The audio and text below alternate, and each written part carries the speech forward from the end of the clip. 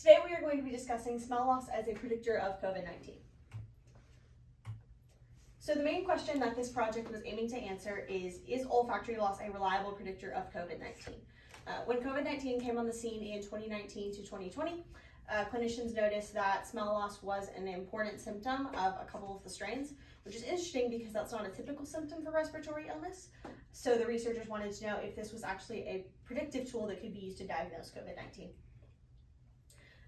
Again, this symptom is important to note because of its specificity compared to other respiratory illnesses. And prior to this project, little research had been done on the relationship between COVID-19 and smell loss. So the survey was conducted online in 23 languages, making it global and easy to be provided in clinics.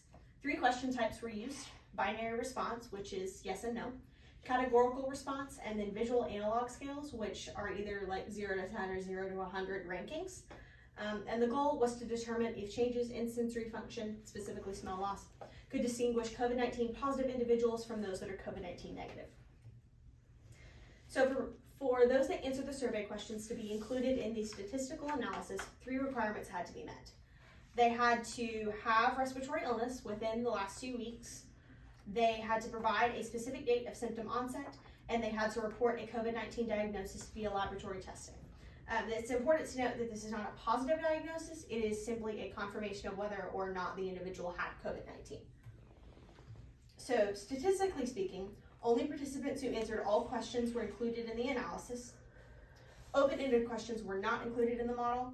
And after the analysis was run, the data was found to reflect other data previously collected by 2 organizations, the GCCR cohort in their study, and by YouGov, which is an online database that contains COVID-19 information. So the data that was collected confirmed previous findings from GCCR and YouGov that chemosensory abilities, specifically smell and taste, drop significantly in COVID-19 positive individuals.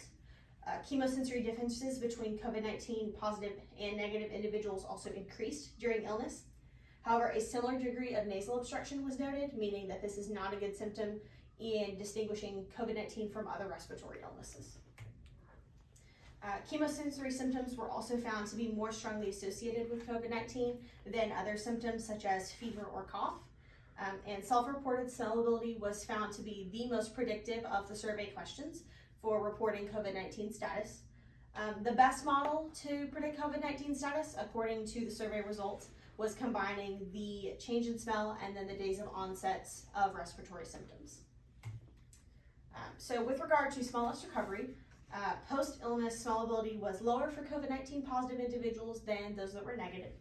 However, the mean recovery of smell was greater for COVID-19 individuals than COVID-19 negative, most likely because this illness actually causes some sort of smell loss, whereas other respiratory illnesses do not. The smell loss is just caused by some sort of nasal obstruction by mucus or something like that. About half of participants recovered their smell within 40 days. And days since respiratory symptom onset was found to be the only factor that could accurately predict smell recovery.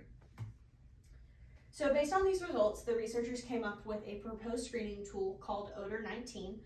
It is a continuous rating, so a visual analog scale, of current olfactory function.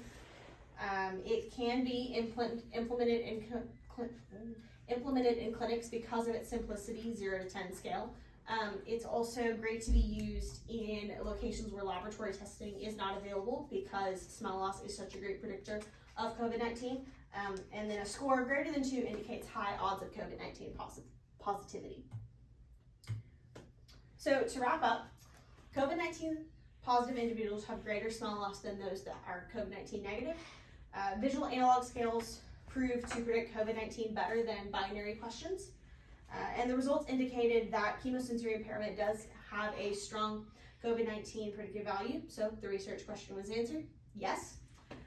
But one limitation that they noted was this online survey likely attracted participants who already had interest in smell and taste disturbances. So this could have skewed the results.